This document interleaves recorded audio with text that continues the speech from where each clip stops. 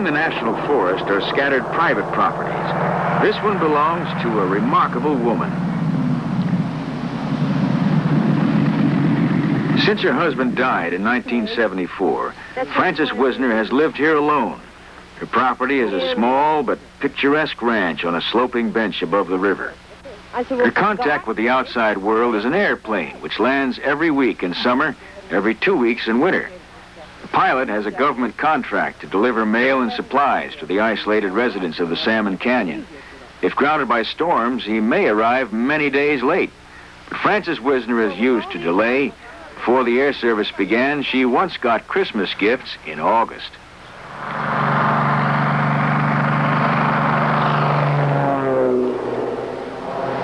My grandpa told me about mountains, trees,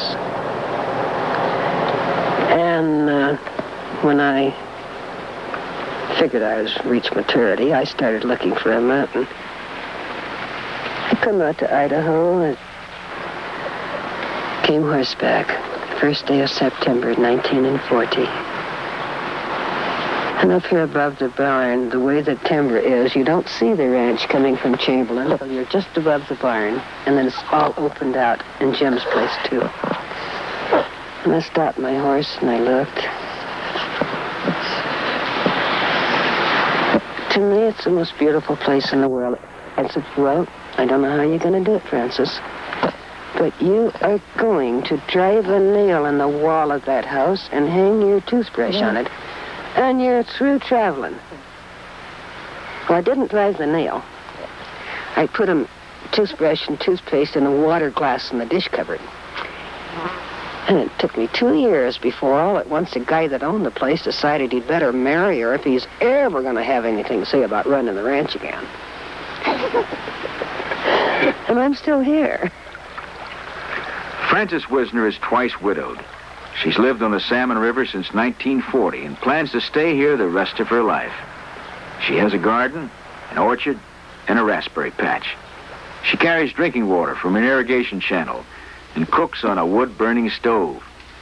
For a weekly newspaper, she writes articles about the canyon and its history. She's busy here, and she's happy. I'm one of the lucky creatures that the chores that I have to do are things I like to do. And I live where a lot of people would gladly pay anything you ask for the privilege of coming on a vacation.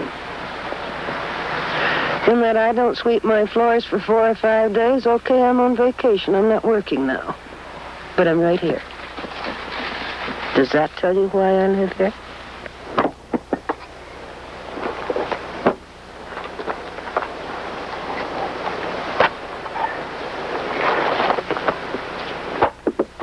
You can have anything you want here. All it costs you is labor. And if you'll bother to learn how, you can even have it with your own labor. In the meadows and orchards around her house, Frances Wisner has a panorama of an earlier America. For her, deer and eagles and bears are commonplace sights. To city people, Frances Wisner's life may seem lonely. I think the thing that I think about more often is, thank God it happened, was the day I stopped that horse up there above the barn and just looked at it. And I'm through traveling.